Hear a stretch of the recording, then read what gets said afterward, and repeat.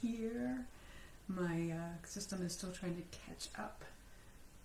So wait for a couple seconds. It's there, it comes on. Good morning. Good morning, everyone. Welcome. Glad you're here this morning. When this is being recorded, it is a Monday morning after a weekend of celebration. And for us in the States, it was a holiday. However, it could have just been a birthday party or a gathering of friends. Some states are now open to getting together. So you may feel like you've had a backslide, or you're on a plateau, or you maybe even gained some weight. And guess what? That's part of the process. You are right on target. Today I'm going to show you and talk to you about how to get back on track, even though when you feel like the results or your goal is way too far off. So let's get started.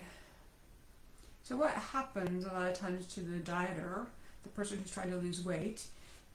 You know how I don't like actually to use the word diet, but that's my personal preference. So we feel like we've gotten off track. You might feel a little pudgy, you might feel a little bloated, you might feel a little like you're out of control.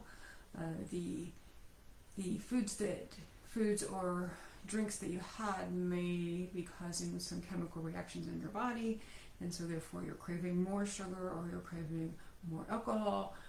That's part of the process. So first, forgive yourself. It's part of life. Loving food is part of life. People say to me all the time, "Oh, I just love food." Everyone loves food. We love the textures and the taste. Those who are really, truly enjoying life love food. And so enjoying food is part of life, whether you're on a diet or off a diet. So give yourself a break. It's part of life. You did it. You hopefully enjoyed it. Let go of the guilt. Let go of the remorse. Chronic dieters think that they have to be 100% compliant to their food program at all times. It is bull. It's not true. And yes, there are consequences. Of course there are consequences. Your body is not used to eating or having those types of foods. And here's the deal. Most of those foods are formulated so that we crave more. That is truth, it's fact, and that there's many studies that show how manufacturers know the right amounts of sugar, salt, and fat to put in a processed product for us to crave more. So if you've eaten anything like that, you've eaten chips or something that has a chip type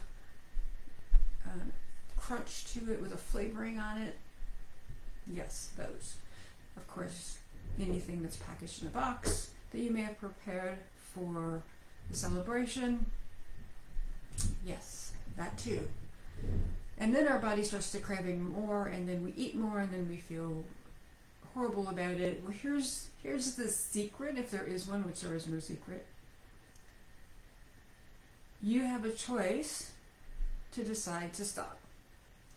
Even when your body feels like a withdrawal, because it's in a withdrawal.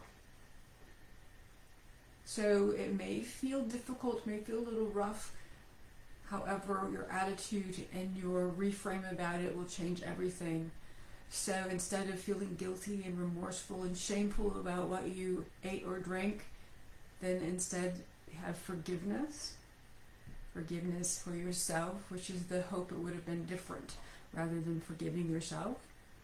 The hope that you could one day walk into a gathering and not have more than 2 drinks, or you walk into a gathering and not graze off of the buffet the entire afternoon, or give it up.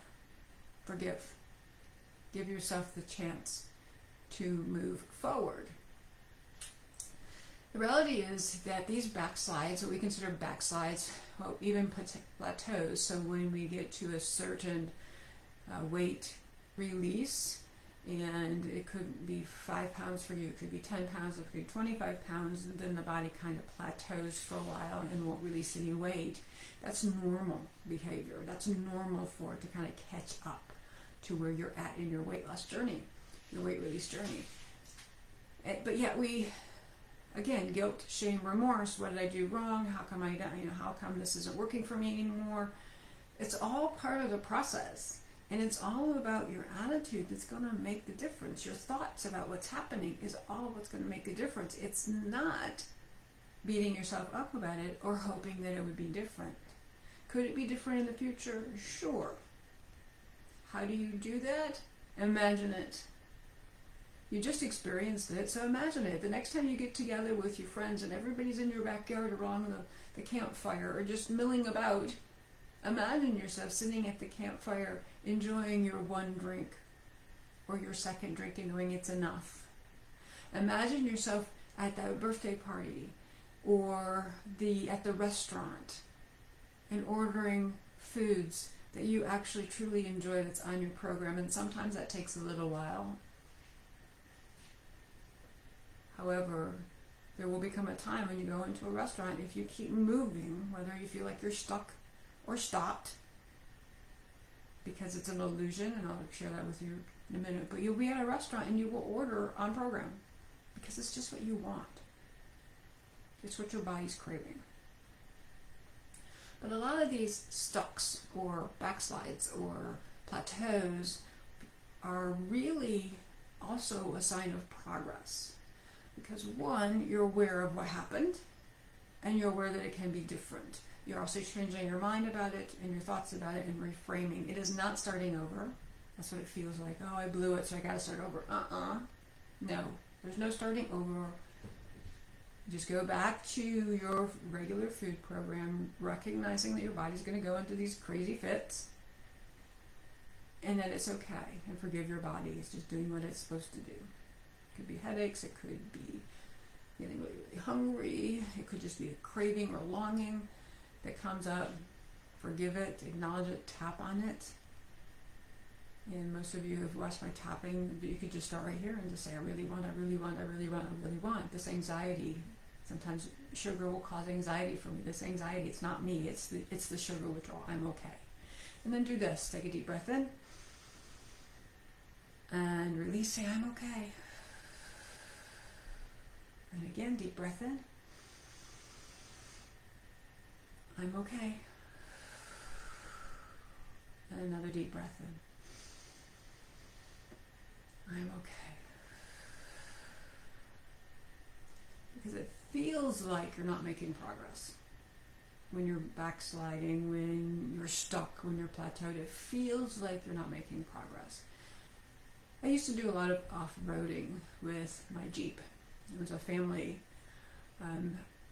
event. We loved to go, we all had our own Jeep and we loved to go off-roading, which meant that we lived near mountains. We would go up trails and mountains, and we would go over rivers, and we would drive through rivers, and we would drive up rocks, and there were plenty of times when we would get to the top of a mountain and we would stop and we'd go, well, we're going to go over to that mountain or that hill. Shouldn't take us very long. So we've got a half a day left of sunlight. It'll probably take about a couple more hours, and then we'll be off the trail well before dark. But between where we were at and between where we were going, there were obstacles along the way. And sometimes somebody's car or Jeep would break down. Usually our Jeeps would break down, so we'd have to stop and repair it right there. We'd have to do something different. We had to change our mind. We had to look at the situation and figure out what we needed to do, or the circumstance, figure out what we could do to make sure that those folks in that Jeep could get off the mountain and down the trail. And sometimes everything would work perfectly, but yet we would get halfway there and like, wait a minute, this is going to take us a couple more hours than we expected. It wasn't that we weren't making progress. It was that it just seemed closer. It appeared closer than it really was, like the saying in the mirrors. object may appear closer and then where the mirror is reflecting.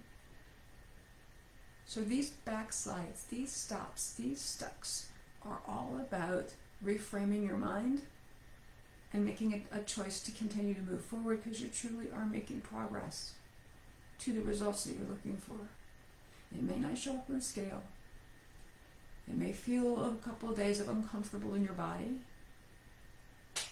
But when you get back on the track, as we did in our Jeeps, we got back on the track and we were making progress towards getting off of that trail while we were enjoying ourselves, including the breakdowns, including the I don't know how we're going to fix this, and then always did, including seeing the wildlife and the wildflowers growing in the mountains, including feeling the little accomplishments for getting the Jeep over an obstacle that for some look like, oh, well, that wasn't such a big deal.